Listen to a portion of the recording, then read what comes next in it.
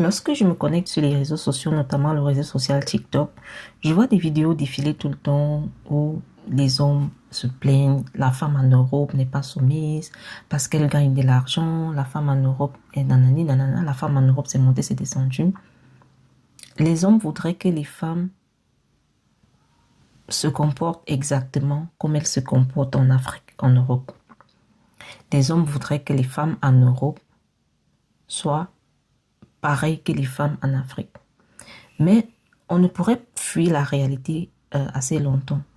Il faudrait qu'on revienne à l'évidence en fait. Ce n'est pas possible, d'accord? C'est impossible que la même femme que vous aviez en Afrique se comporte de la même façon qu'en Europe. Ouvrez les yeux quand même, disons-nous les vérités. On connaît tous le stress qu'il y a en Europe.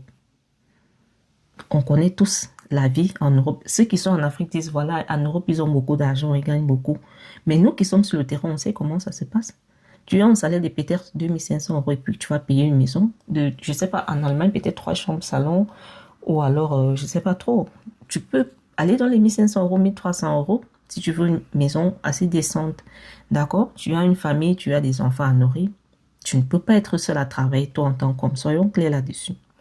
Tu auras besoin que ta femme sorte aussi pour travailler, ramener quelque chose sur la table. Alors, une femme qui sort travailler pour ramener quelque chose sur la table mérite un peu de soutien de votre part, mes chers hommes.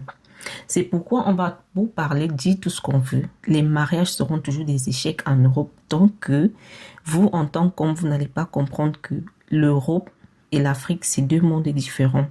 La femme à elle seule ne peut pas subir tout ce stress qu'elle subissait en Afrique, c'est-à-dire prendre soin de la maisonnée, accompagner les enfants à l'école, faire tout, rentrer préparer tout sans recevoir le moindre soutien de vous. Ce n'est pas qu'on vous oblige à le faire, mais il faudrait que vous soyez déjà conscient de cette situation. Et tant que vous n'allez pas prendre conscience qu'en Europe, il faudrait que chaque partenaire, que les partenaires se soutiennent et que chacun fasse son travail, les foyers ne résisteront pas aux coups et aux pressions de la société. Soyons clairs là-dessus.